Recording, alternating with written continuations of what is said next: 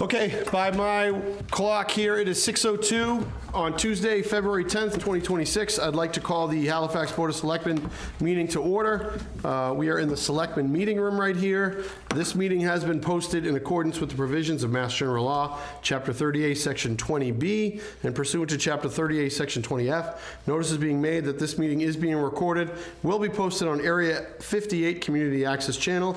The board chair, which is myself, reasonably anticipates the following matters will be discussed and or voted on at this meeting. Agenda items may be taken out of order, and we plan on doing that this evening for some time management considerations. We're going to start the meeting like we always do. For those that can, please stand. Do the Pledge of Allegiance. I pledge allegiance to the flag of the United States of America and to the republic for which it stands, one nation, under God, indivisible, with liberty and justice for all. Thank you, guys. All right, so as I said in the beginning, we want to do things in the essence of time, and we do have a visitor with us this evening. Chief Witham's here. Actually, before we get started, really quick attendance. Pam McSherry, our assistant, Bill Smith, Selectman, Tom Pratt, Selectman, Jonathan Seelig, Selectman, Stephen Solvo, Town Administrator, and Chief Witham, you are here. We had this item on the agenda for our last meeting, but we just had some questions and just were wondering if you could walk us through the new ALS agreement with BID Plymouth. I'd be more than happy to. Awesome, appreciate it. I'm just gonna swing this around so people can. Okay. So basically, it's a basic agreement that all communities have to operate in areas. There's not a lot of changes that happen throughout the years. I've been doing this 37 years now, and to be honest with you, the paperwork pretty much looks the same. There are some changes that can happen depending on what doctor is in there that, we work under. So what this agreement entails is an agreement. This one happens to be with BID Plymouth, BID South, so the old Jordan Hospital. What this entails is basically we work under a doctor's license. So as a paramedic, I'm certified in paramedicine, but we work under that doctor's license. So there's a couple key factors that come into play. We have an agreement and an affiliation with the BID hospitals, so that gives us access to their pharmacy, so we can exchange medications, exchange drugs, buy drugs, purchase medications that we need, things like that. We also have the med control doctor that works with us, does all of our training. We're required to do rounds with them, meet somebody a year. He comes to our station and does training with us as well. He also does, he's the one who basically says what we can do and what we cannot do. So what I mean by that is if there's a state regulation that we ought to follow, we have state regulations through OEMS that we have, basically a protocol that we follow. He's the one that says, yes, I'm comfortable with that. I do allow you to do that, or no, I don't agree with that. I'm not comfortable with allowing you guys to do that. So he can, and that's what I mean by there are some changes depending on what doctor's in there. So out of the 37 years, I think I can think of, and it might be more, but 5 doctors that I've had, control doctors. Now, we're in a situation where we could be one of 3 hospitals. We happen to choose BI. We have an affiliation there forever. I've worked under Dr. Muse out of Brockton Hospital. I've worked out of South Shore Hospital. I've worked with Dr. Tenowitz, who we work with now. Have a great relationship with all of them. I think the key benefit to having the affiliation, just so you all know, there's 0 cost to having an agreement with the hospital. I think the big key point is if there ever came up a situation where, we had a complaint, we had a medication error or something like that, I can call the doctor right away and say, hey, what do you think? Can you review this, please? I've reviewed it. I don't see any fault in it, but can you look into this? And that can happen. There are times that things happen and it will go to the state level. State gets involved, and basically the med control doctor that we have in place can go with us, can make phone calls in regards to what we did or how we did it, things like that. So kind of, help us out and point us in the right direction. He's basically there for anyone. I can call him at any time and say, Doc, can you review this case? I'm just not comfortable with it. We do, QA/QI all the time. Constantly on top of that, they can look at our files and run through everything and see what we've done. They keep us up to date on the newest protocols, the newest training, newest equipment. We also have regulations that we have to follow with the ambulance licensing, DEA, because we have narcotics and medications that we carry. Obviously in our ambulance, so this is just another affiliation that we have that protects us, protects the town, protects all of the, paramedics and EMTs that work at the station. Forgive me if this is a silly question. Is this an exclusive agreement with BID? Like, is that going to be our primary hospital? Primary hospital we going use, forward? well, it does, so we can have an affiliation with any hospital we want and Yeah. still not transport there. So our affiliation can be, with BI, but we can transport to South Shore, we can transport to Brockton. That's still an option. Yeah. Yeah. And That's what Exhibit A is. So we have an affiliation agreement with Brockton Hospital at the moment, Signature Healthcare. And so do we not have one with South Shore? we do not have one with South Shore. Is it patient choice? It is On patient choice. So, transport? and that's what I mean, just because we have an agreement and our med control is under BI, we can transport to any hospital. So we get in there and it's closer to go to the Brockton Hospital for, accessibility and Yeah. time-wise and everything else. We You're on can go that to side. any hospital we want. Even if we want to call med control, we can still get med control through other hospitals. That's just the agreement we have. But the base agreement we have is with BID, but that doesn't regulate us to do, most of our transport to BI or anything like that. It just basically There's says, no obligation. It's yeah. Yeah. It's, every community has the same agreement, and I've worked under, like I said, Social Hospital, I've worked under Brockton Hospital, I've worked under all, they're all about the same. It's just the doctor itself, whatever he feels comfortable with. He can allow EMTs to do certain procedures and things like that, where other med control doctors may say, I'm not at that comfort level yet, and I don't agree to that. But Okay. it doesn't lock us into transports. Okay. That was my big question. Yeah. I see that. We can get med control by, what I mean by that is in the back of our ambulance, we have a CMED radio. So we can call the hospital and speak to the doctor directly and say, I need med control to push this medication. We can call any hospital to get that. Gotcha. Okay. All right, any other questions from the board at all? Yeah. Cool. All right, seeing none, I'll entertain a motion to approve the board signing the ALS agreement with VID Plymouth as presented. So moved. Second. All those in favor? Aye. Opposed? Passes unanimous. Chief, thank you for coming. Thank you for the clarification. I appreciate that. Thank you. Have a good evening. Yeah. All right. Looking for, is Steve Littlefield here yet? Is he coming on Steve Zoom? said he's gonna be here between 6:30 and 7. Okay, well- Because I know we have a couple other things going on. We'll jump down. Yeah. I do see we have, I think, Mark is here for E on our agenda. So is the board okay if we jump down to E, kind of take care of all of our visitors here? Yep. So E on your agenda, if you're playing agenda bingo at home, is Colonial Power Municipal Aggregation Amendment. Stephen, I know this is your wheelhouse here, Yeah, so you want to speak to what we're looking at here? yeah, so I will introduce Mark and let him take over, but I'll give you a brief introduction about how this came to be. So last Thursday, Mark called me and alerted me to the fact that the municipal aggregation, basically the price had been overrun based on rates and usage, essentially towards the end of December. So it left a amount of, I believe, $166,000 approximately, Mark? That's a correct number, that is correct. Yeah. 166,000. And Mark, just, sorry, real quick, and where are you with, Mark, just so we can know who we're talking to? Mark Capital, Colonial Power at 5 Mount Royal Ave, Marlboro, Mass. Awesome. Municipal aggregation consultant for the town. Awesome, thank you, Mark. Thank you, Mark. You're welcome.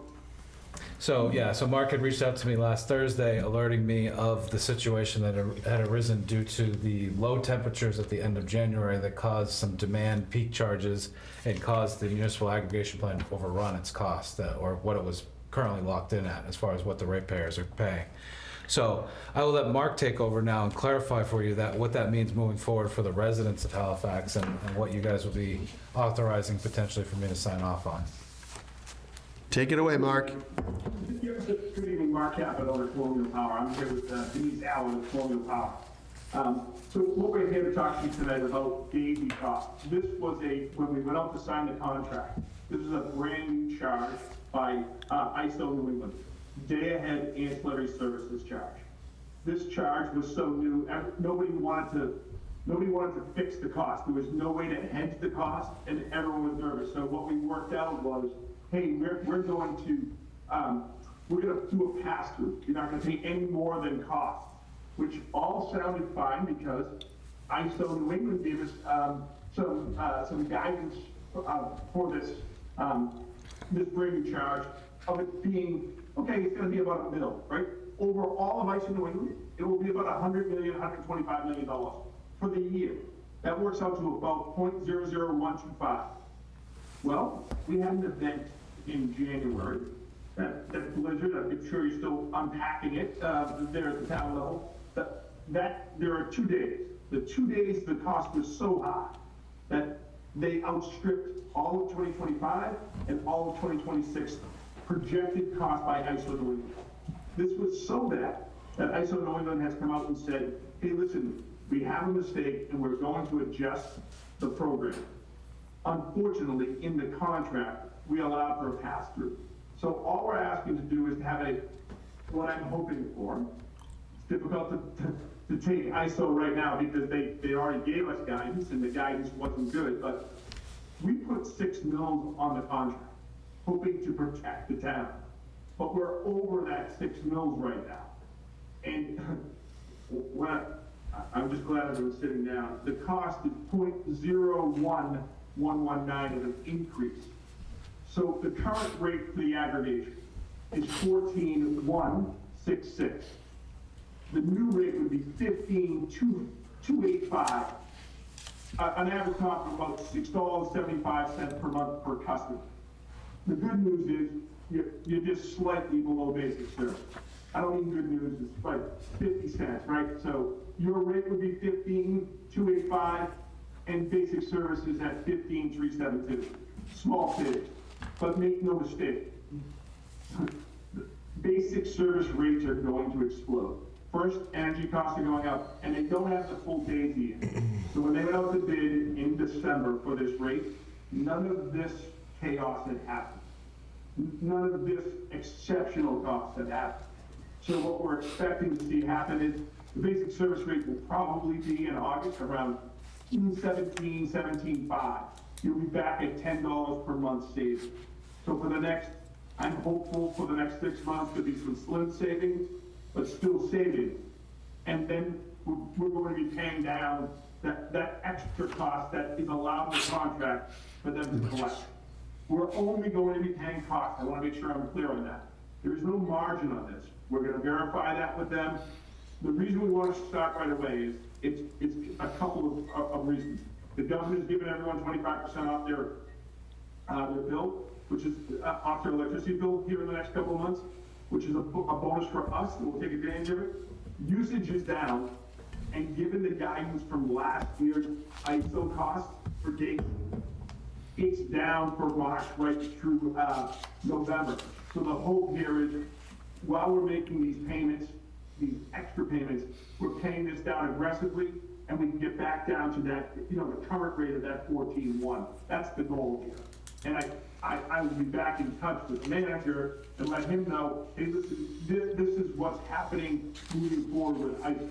Meaning, hey, they fixed the cost, they've done X or Y, but make no mistake, they've committed to do something before next winter. So forgive me if this, I think so, Mark. I'll be honest, I'm trying to wrap my head around it. My question is, this aggregate is essentially an agreement. Sir, I can't hear you. Oh, Caesar, can they hear me? Hello, hello. Hello, hello. Yep.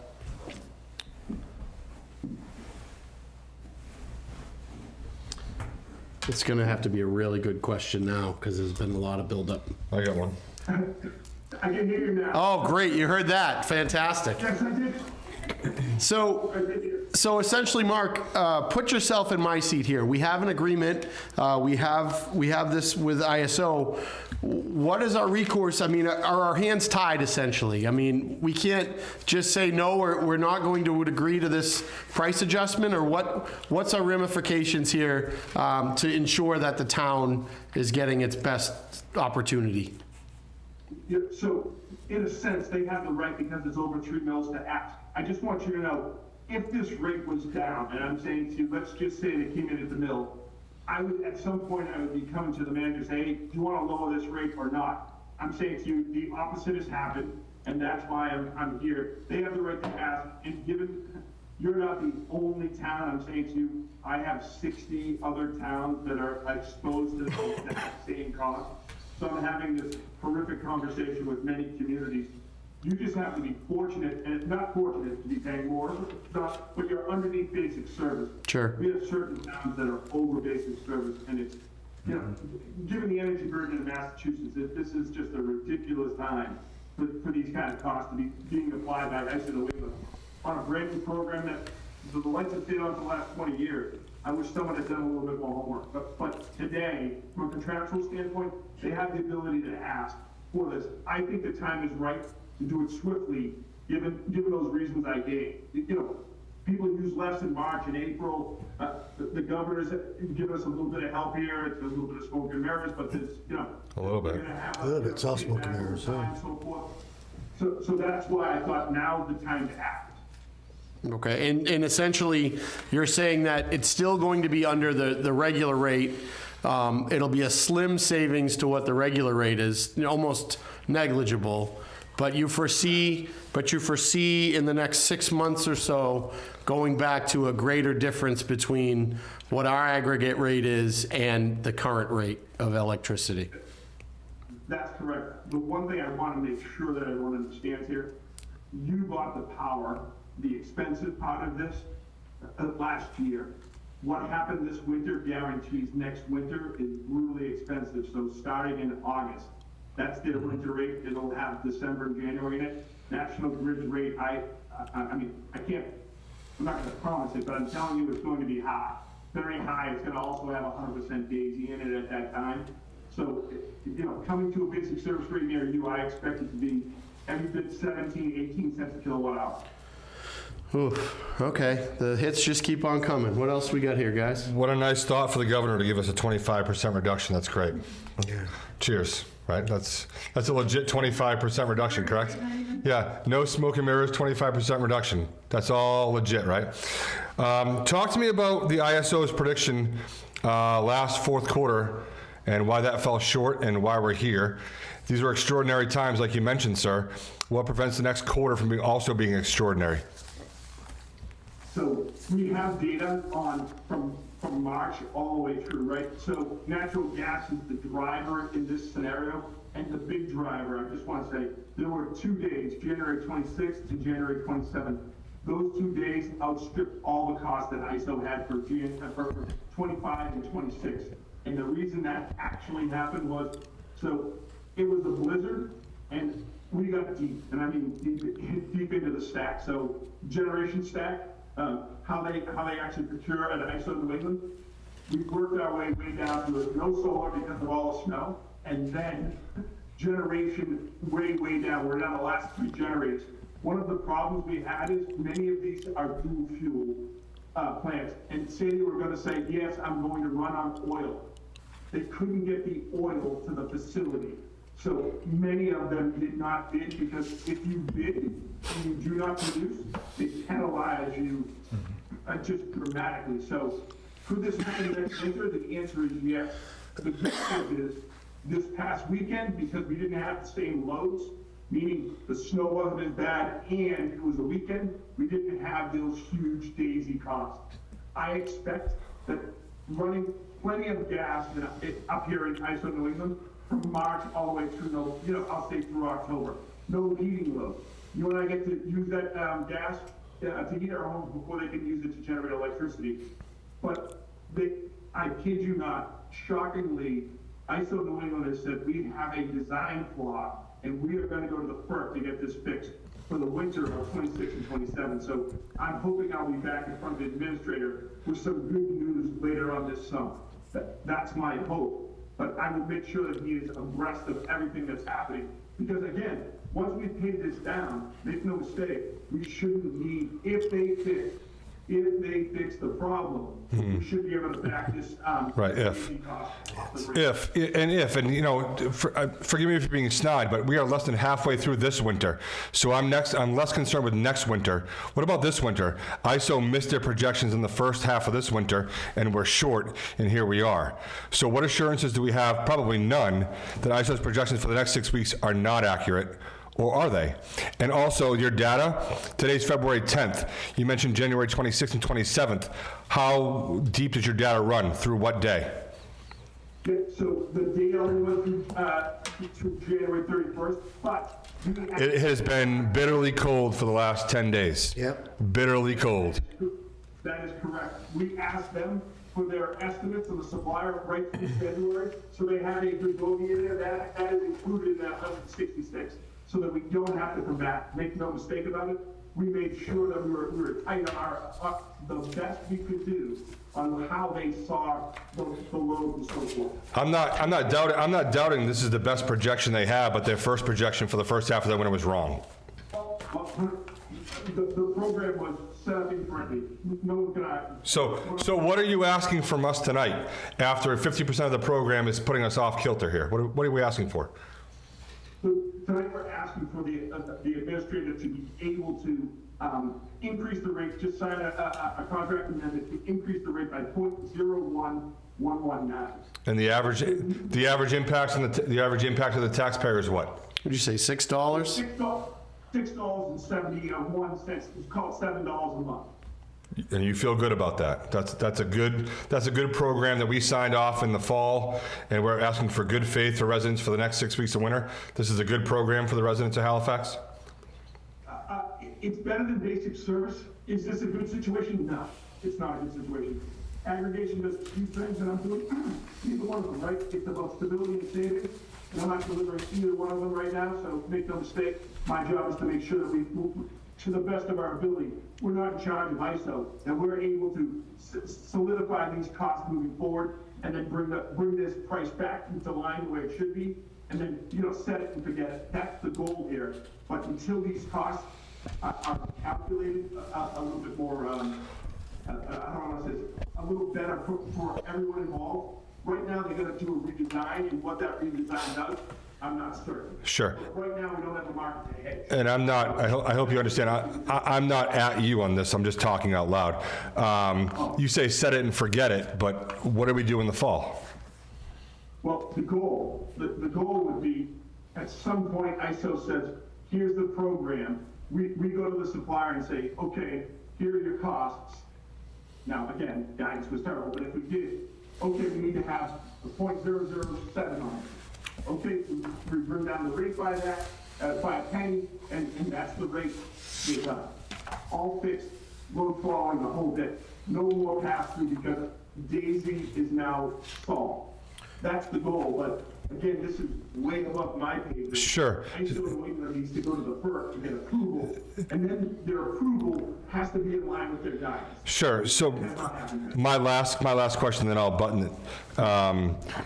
We're not sure about this, so you're asking for a leap of faith until next winter when rates will rise. Cost. We're just asking to pay back the $166,000 right now. Make no mistake, Halifax will not pay more than cost. I'm happy to show each and every month what was paid down or added to, so that you can see that. But the supply is only passing through cost. That's it. This new cost that nobody could quite calculate at the time. Well, we were sold that you could calculate it, right? We were told that you could calculate it. The guidance of about a mill. We put 6 on to protect the town. It didn't work. Can I- We put 6. They told us 1 mill. We added 6 to the cost. And it still wasn't representative of what we needed. So the equation was broken. So really, we're being asked here tonight to vote or rule on a broken equation, but trust that it's been fixed. That's where we are. I just want to make sure I'm clear. All we're asking to do is pay back, and it feels like the right time to pay back the cost that contractually we're obligated to do. And then the hope here is ISO wins the message and they fix their program. That's the hope. Mark, can I ask you, I think in speaking with Stephen, he was mentioning that there could be some sort of program being launched for low-income families. Is that part of this agreement here? So there's another agreement, so it just happened, so this Colonial has been approved for a low-income community solar program, and it matches up perfectly with the usage in the town of Orange and the town of Halifax. If both towns agree, the low-income customers could get around 2.5 cents off for the next 20 years. Everyone, there's no commitment for the town, there's no cost for the town, but it would bring down the low-income customers. So, you know, when you're looking at energy burden and things of that nature, the customers that need it the most would actually automatically get this under this program. So if you gave the authority of the administrator to sign off on those contracts, it's just an MOU and an ASA. As soon as this project came online, we would be delivering to those customers. I'm going to use the current rate right now, the 14.1. The low-income customer would be paying like 12.1. Would just be on their bill at 12.1. This would flow for the next 4 years. And how, Mark, how would folks know that they're eligible? What's the process there? So anyone that is grid qualified as a low-income customer would automatically get that. Each and every one of them, before the program started, would get a mailing letting them know, hey, listen, you're going to get an extra rate. The town of Halifax is delivering this discount. Okay. All right. Again, not the best news, but I don't see any sort of alternative here. Can I ask you really quick, Mark, too? You've said you've made this presentation to other communities. Are you seeing any sort of, I mean, is it everyone taking their medicine, or are you seeing pushback in other communities as well? Unfortunately, everyone's taking their medicine because the timing is right. I'm not saying, no one's taking it willingly, I would say that, and I don't blame a soul because you know, lots of municipal budgets have blown up and things, you know, given what's going on. And this is just another expense that people have to take. But contractually, we're obligated to do it. That's the difficult thing. Sure. Contractually by when, sir? When do we? Well, we can do it at any point. It's not obligated. It's any time after 3 mills, they can ask. I think the supplier's here to work with you. I just thought, given the timing, it's right to do it sooner than later, because now we're getting into it when people's usage is coming down, as well as the daisy cost. Sure. We can cut Makes sense into to do it now. That payment early. You know what I'm saying? We were paying it down quicker. That's the only reason. If you wanted to wait a month or maybe even 2, it's possible that that rate could come. I actually think it might come down a little bit, just given daisy costs in March. It might be much less than they're currently factored in. And just for the uneducated, if we go from 6 mills to 9, the average cost on a taxpayer is $6 to $7 or whatever. What does 9 look like? Are we talking $11? Are we talking $40? What does that look like? So on this penny, right, on this penny that they're asking to increase, it's about $7 a month. That's about $7, $6.71. Where we are now, so $7. Yep. And what if we go to 9? What if we sit in our hands and wait? We're at 9 mills, and so what does that look like to the average taxpayer? You're probably looking at around 60 cents. You're gonna come down more. Yeah, you're probably looking at, you know, if it came down and only went up 9 mills, you'd be looking at like somewhere about $1 less, $1.20 possibly. So for 50%, we're talking about $2 a month. For 50, yeah, that's about what you do. Correct. Each mill is about 60 cents. Gotcha. Bill? Okay, Bill, anything? You keep saying they have the right to ask, and what if we say no? What happens then? So if you're saying no, I'm sure that litigate, because they're just coming to work with you, right? If you say, hey, I'm not going to pay it, I'm going to have to go to an attorney, just our attorney, I can ask them, hey, they're not willing to pay it, what's the situation? Meaning, how does that end up? I'm going to guess it's litigation. But one thing I should tell you is, remember, any customer can opt out of this program, no fee or penalty, and they could opt back in. So make no mistake, it's not like Sure. you're forcing this on anyone. Right. They could go to basic service and pay a little more if they wanted. Right. I should have mentioned that earlier, I apologize for that. But it would end up in litigation. I would imagine.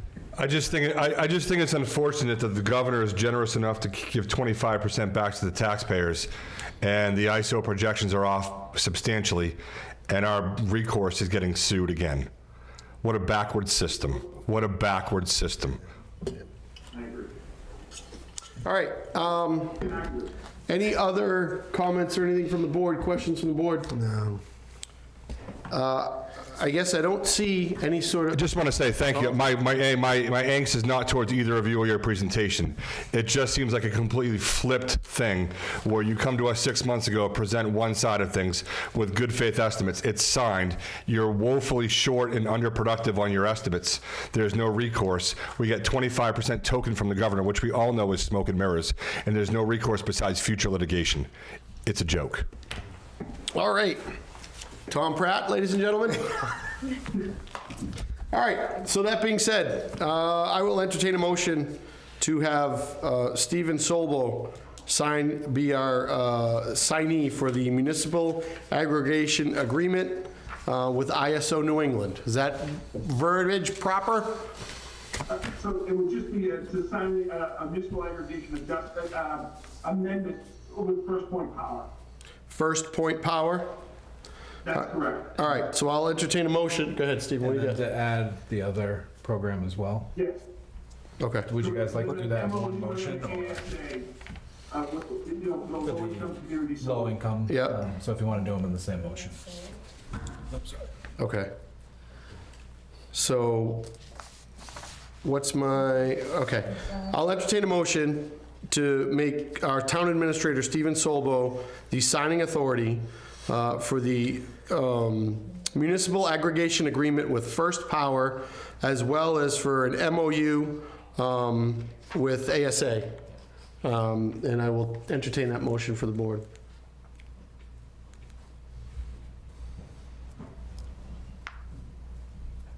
He says to his compadres.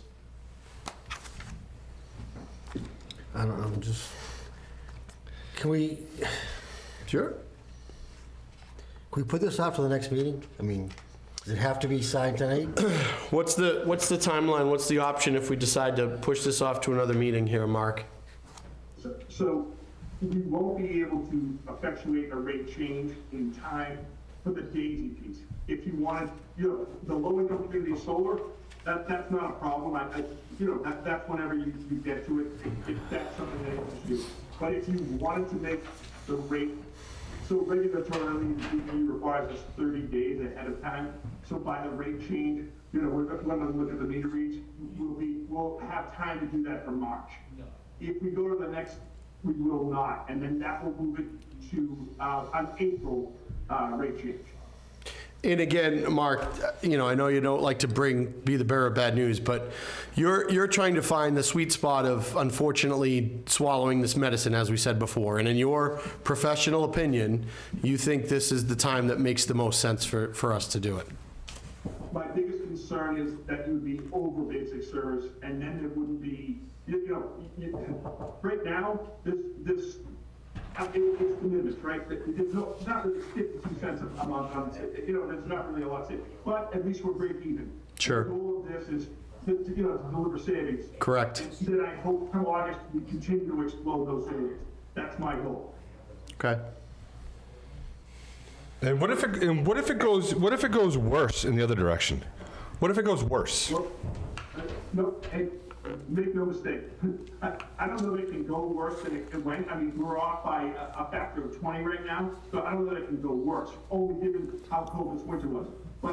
But we're only halfway through winter. So you keep mentioning winter, but we're only really cold in the last 3 weeks. And your numbers are through February 1st. This last week has been colder than any week so far. correct. And our estimate of the 166 has February in there from the supplier standpoint. Make no mistake, we factored in high cost, but they weren't as bad as January. I would argue that in March, we expect those DAISY costs to come down, and I'm happy to deliver that chart to the administrator, just to show you what has happened last March.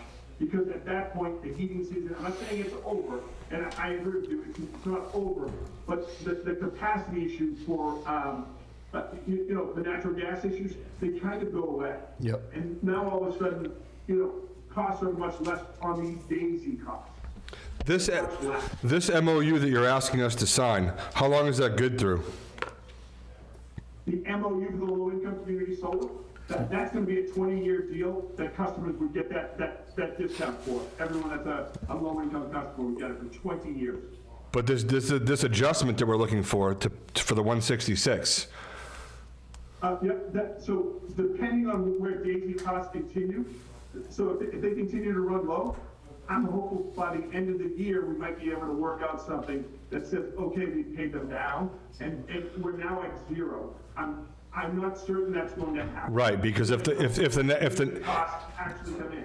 yeah, so if the next ISO assessment is similarly wrong, we'll be right back here in the fall, Well, facing future litigation. no, I have data on what happened, so that's why I'm trying to get this effectuated now. Because Correct. I know what happened last year. We've never been through a winter of days, and we haven't hit a double polar vortex. Haven't seen it in the coldest winter in 25 years. When it rains and snows, it was a blizzard on the 26th and 27th. Sure. All right. We do have a motion on the floor, guys. If you want to make any motion to accept or move it.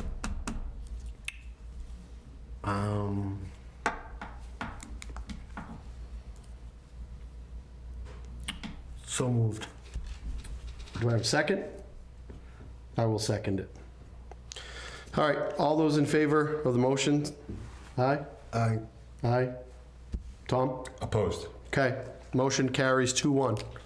Thank you, guys, Mark. Thank you, Denise, for your time. I know, it's not, it was like sitting in the dentist chair tonight, so.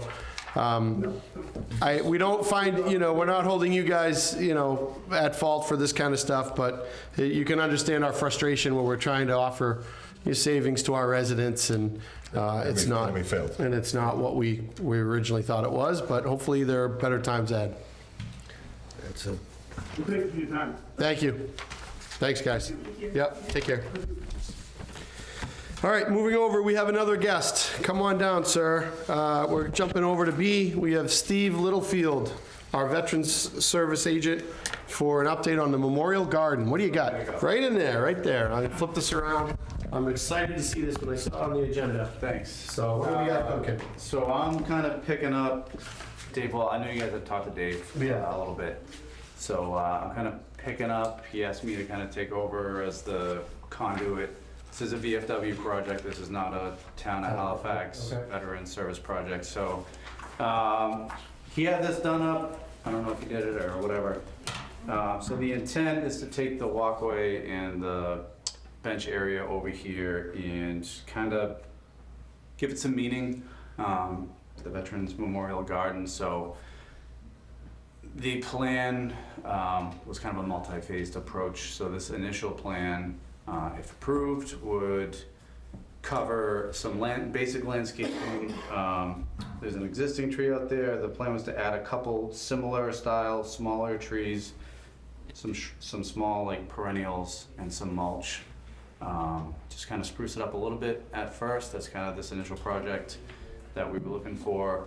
No cost to the town. The VFW is going to fund it all. We have a couple landscape contractors that we have been discussing with, and we've got insurance certificates and stuff like that that I know you guys had previously asked for. So that's kind of where we're at now. Obviously, we're not going to be able to do anything until the weather breaks. The intent after that, we're still kind of kicking around, but we were discussing some ideas like a buy a brick fundraiser, kind of do a patio thing in that walkway, and then in the circular area, people can buy bricks for different veterans or the families that sponsor the bricks, stuff like that. But that's still kind of up in the air. We're just looking at phase 1 for now, and that's kind of where we're at. Do you have I know you say you don't have a set time, do you have like a ballpark For this, timeline for this project? we'd like to get it done before Memorial Day, but Okay. obviously in between when the weather breaks. Depends on what and Mother Memorial Nature Day. says? Yeah, Yep, okay. so And again, you said no cost to the town. No cost to the town. VFW's foot in the bill? Yep, yes, sir. Okay. What about maintaining it? I was just saying, it's a cost to maintain. I have volunteered, and as long as I'm here, I'll make sure I take care of it. And I'm sure the people in the VFW will do so as well. We're not gonna need any outside resources to maintain it. I mean, hopefully it makes landscaping for the highway department a little easier.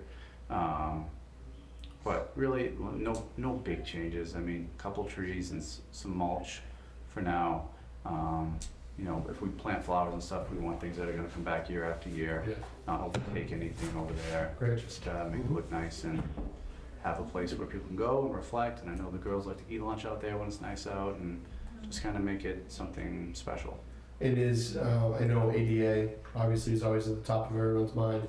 This won't, that's currently ADA compliant. This won't change any Yeah, sort we won't narrow anything or Great. make it, you know, The designers unaccessible have that in their head. I will make sure they do. Great. Great. So you're looking for a motion of support here, Steve, or? Yeah, we're looking for a motion to approve phase one. Okay. That would be the intent. Okay. I will gladly make a motion or entertain a motion to approve phase one of the Memorial Garden project on the town green. So moved. Second? All those in favor? Aye. Opposed?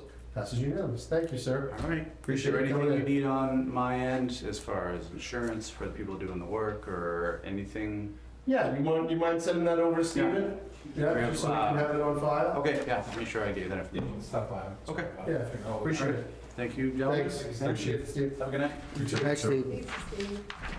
All right, so I think we've done all of our special guests this evening. We can go back to kind of the standard order here. So, Bill, you want to jump back to approval of warrants and commitments? certainly. I move to affirm approval of the following warrants and commitments. Payroll warrant number 68 for $460,017.90.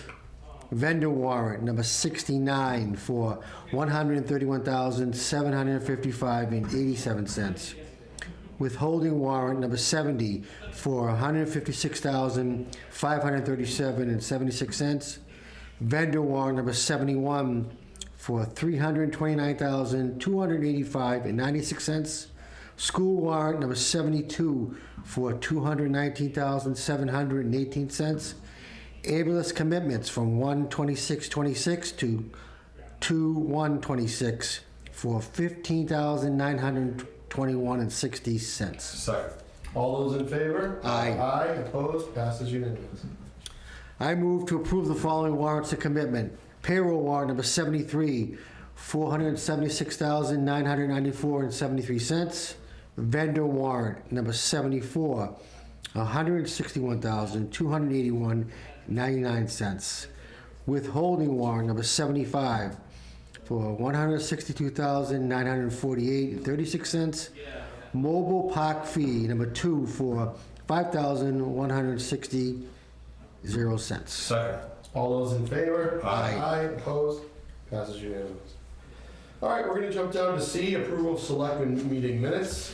I hope that you folks have read the following minutes here, so if there are no questions or discussion, I'll entertain a motion to approve the selectmen meeting minutes for December 31st, 2025, January 13th, 2026, and January 27th, 2026. So moved. Second? All those in favor? Aye. Aye, opposed, passes unanimous. All right, going down to D on our agenda, what we do here in the Board of Selectmen is every once in a while we have to have an executive session. In an executive session, there are certain reasons why we have to do things in a closed session and not open in the open session that we have here that you guys are watching this evening. There are spelled out reasons why things have to be in executive session. Essentially, it's to ensure that the town is not in any sort of vulnerability for any sort of legal action. There are ways spelled out as to why we go into executive session. That said, once those executive session minutes are done, if it's an item that is no longer being considered or no longer has any sort of ramifications to current events in the town, it is up to the board to release those minutes. So we are making an effort. I just wanted to say we are making an effort to release as many of these meeting minutes as we can. We have a bunch listed here on our agenda, but I do want to say, I think we're going to do the first 7, just to give us a little bit more time to go over some of these meetings, just to make sure, again, that there's no, any sort of vulnerable information that, again, could put the town in any sort of legal jeopardy. So that said, I think we're going to entertain a motion here to release the executive session minutes for January 9th, 2024, January 23rd, 2024, February 27th, 2024, March 12th, 2024, April 23rd, 2024, May 7th, 2024, and June 11th, 2024. Can we vote for them singularly if we weren't in attendance for those executive sessions? Have you read the minutes? Yes. So if you've read the minutes, I believe you are allowed to vote on them. Yep. So moved. Second. All those in favor? Aye. Aye, opposed, passes unanimous. And again, we will circle back, and the office is doing a great job. Pam's doing yeoman's work to get all these, up into the public as soon as we can. So we're going to continue to plow through these. Hopefully, you'll see more of these in the next meeting we have in a couple weeks as we release things that no longer need to be kept sensitive or privy to the town. So that's what that move was there. All right. Down to G, Board of Selectmen open the annual and special town meeting warrant. It is that time of year.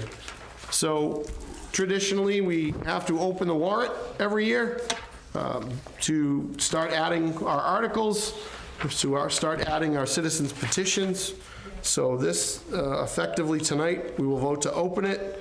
It remains open for, what's the timeline on that? 6 weeks or so? We're going to open it today on 2/10/26. And Yep. we'll close it on 3/10/26. So it's essentially open for a month. Yep. That gives us time to put our warrant articles together, to collect any sort of citizens petitions that want to submit for an article in town meeting.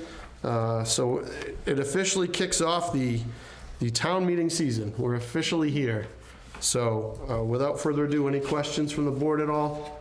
I'll entertain a motion to open the warrant for both the annual and special town meeting for 2026. So moved. Second. All those in favor? Aye. Aye, opposed, passes unanimous. All right, H, oh, good. Let's go to close it to on the 10th. Do they do that, Steve? Yes, we do vote to close. I remember to vote to So close. do you want to vote to close it tonight, or do you want to close it on the 10th of March? Is that how you guys? I don't think we need to set a close date right now, Okay. I'm trying to think of my. but I'm not sure, to be honest. We meet on the 10th. Right. Yeah. So we'll just, okay, then I'll put it on there. Yep. All right.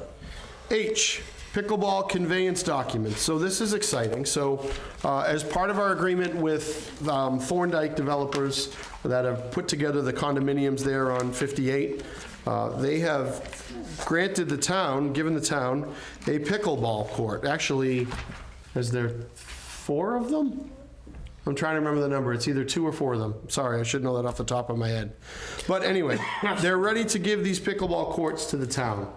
Can't see him yet, though. Exactly. That's the problem we're having, Bill. So as part of their conveyance to the town, we need to do a walkthrough of these courts to make sure that they're up to the town standards and specifications, that we're essentially okay to receive them.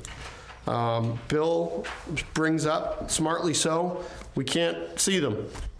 So what we're doing originally, the agreement had us conveying them, originally was January 1st, if I'm not mistaken, Stephen. But now they're looking to move that to April 1st. So I think it makes sense for the town side. We don't want to sign off on any sort of courts or any sort of area that we essentially can't see. But yeah, we wanted to bring that to the board. The agreement stays the same. All we're doing on this amendment is moving it to April 1st, which gives the town time to examine the courts, make sure they're up to the specifications we're looking for before we receive the pickleball courts as officially town property. So any questions or anything from you guys? Seeing none, I'll entertain a motion for the Board of Selectmen to sign the amendment. Was it Amendment 4? Which amendment was it? Fourth, yep, fourth. Fourth Amendment to, Amendment 4 with the Thorndike Development in regards to a date change on the pickleball courts conveyance. So moved. second, All those in favor? Aye. Aye, opposed? Passes unanimous. Okay. Oh, Chris, yeah, sorry. First one, it's 129 Circuit Street. Yeah. Quick question. You just said, once they're signed over, they're town property, Correct, and then we're fully responsible on maintaining them? correct. They are town, they belong to the town. So when we look them over, we'll make sure everything's up to standard, they're built correctly? Correct.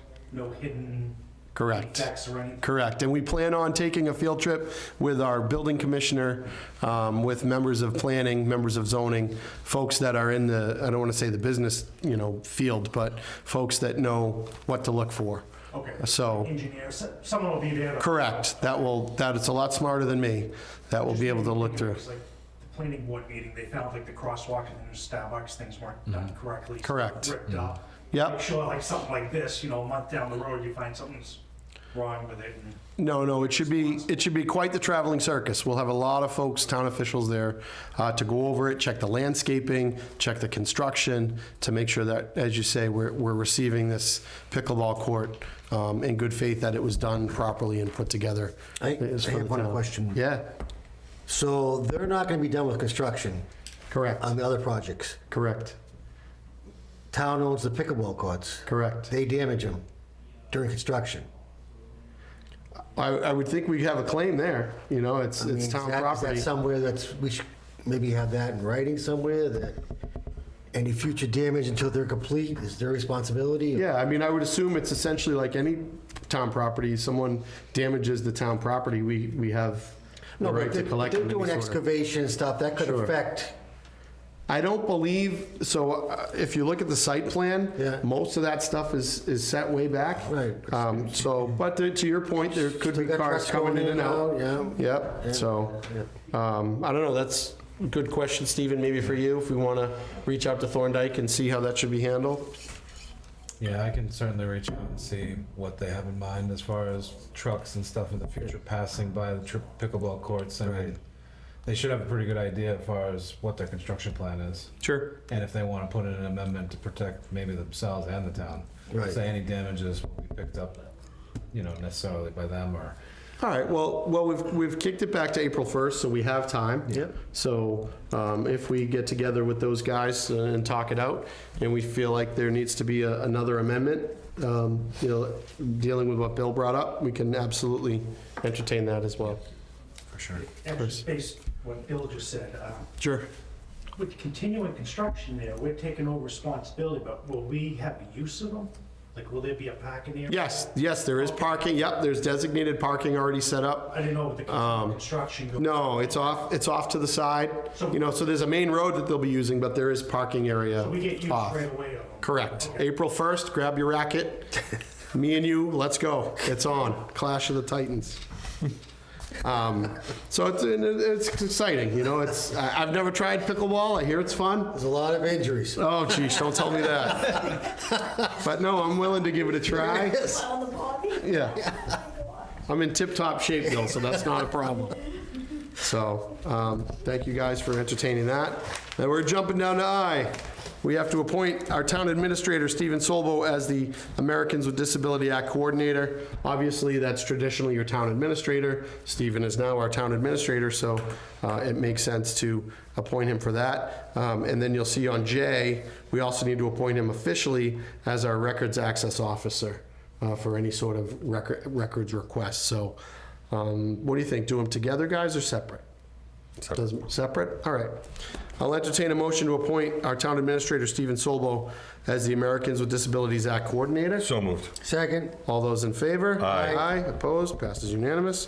I will also entertain a motion to appoint town administrator, this guy, Stephen Solbo, as our records access officer. So moved. second, All those in favor? Aye. Aye, opposed, passes unanimous. All right, down to the big part of the meeting, letter K, for those following at home, our town administrator update. Stephen, you have the floor. Thank you very much. Yeah, so what is this, week 3 we're in the midst of? Week 3. Week 3. feel like I'm finally starting to set in and get a rhythm with the staff around the building, getting familiar with everybody. Today's date. You know, just listening, observing, seeing how things work around here. But on to more important things. So like I said, I hit the ground running. You know, I'll give you a quick budget update. So me and Lindsay have been hard at work along with all the other financial staff in the building.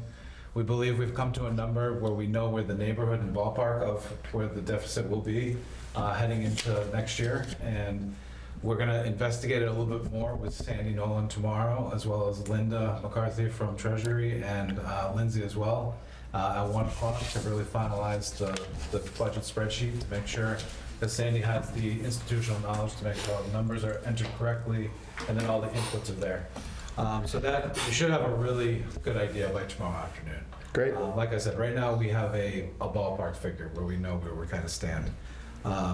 So moving on to the next item, I have my first department head meeting, which I'll be scheduling for the second Tuesday in March.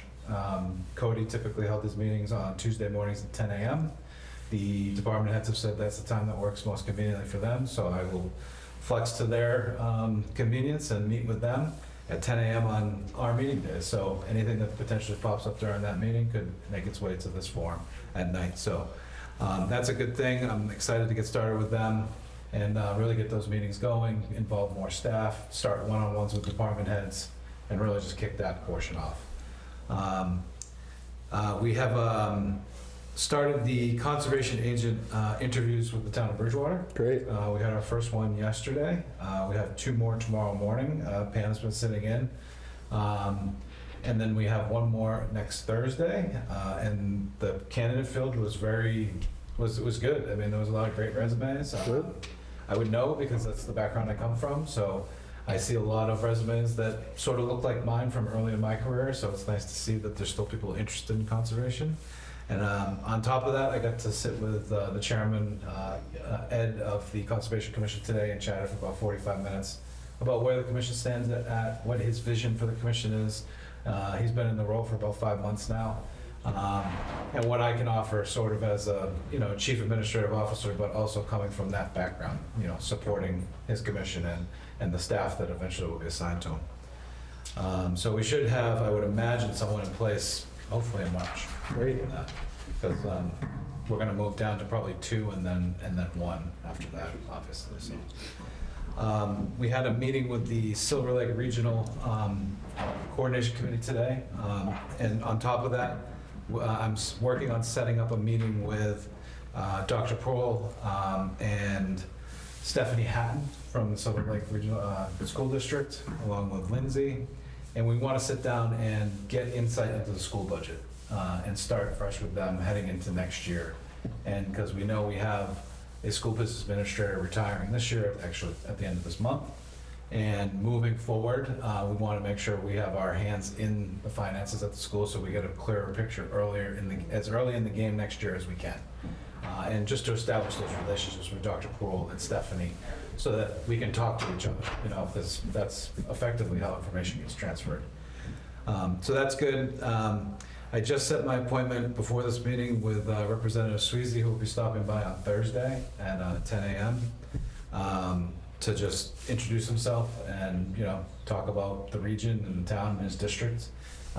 It's not my first time meeting, elected officials and at the state level and conversing with them about their districts. So excited to sit with him and just see what his vision is and hear about it and how he can help Halifax out and how I can help, how he can leverage me to help the community out moving forward.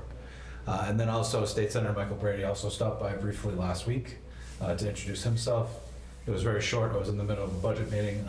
Probably follow up with him at some point.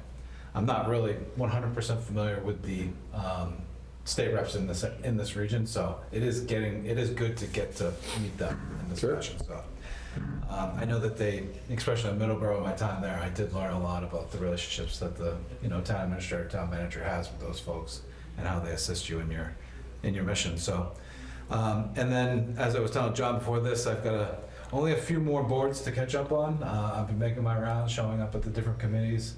I'm gonna be that type of town administrator. You're gonna see me in person at a lot of meetings. I don't like the Zoom version, so I like to be there in person because I feel like it's it's more authentic that way, and you actually are able to get a better read on people and see people's body language and really just get the feel for it and see how people are really feeling in the room. I think we missed a little, we've lost a little bit of that with Zoom, but to each their own. I'm flexible in both scenarios. So other than that, just taking it as it comes at this point. Still drinking from the fire hose a little bit, but the staff has been great. They've been very welcoming. I'm still, very energetic. I'm still going. Getting my 7 hours of sleep at night, and That's all you need. yeah, that's all I need. Sleep's And, overrated. as I was talking to Ed today of the Conservation Commission chair, he's like, "Well, you seem like an energetic guy." I was like, "In this position, you kind of got to be one of those. Just always on the move and always thinking. Even after last night's meeting, just ruminations running through my head, just ideas. But still got my 7 hours, so came in and just do it again tomorrow. Awesome, rinse and repeat. That's right. That's it. We've got a mountain to climb, but we'll get there. Absolutely, absolutely. No, you eat I always tell my kids, you eat the elephant one bite at a time. Yep. Right? That's right. So that's how you do it. All right, anything else from the board tonight? No, we're good? We don't want to talk about that football game at all? Pitchers and catchers today, so we get that going for us. Good. Spring's coming. All right, that said, I will entertain a motion then to adjourn. So moved. Second. All those in favor? Aye. Aye, opposed, passes unanimous at 7:02. Thank you, everybody. Have a great day. You got-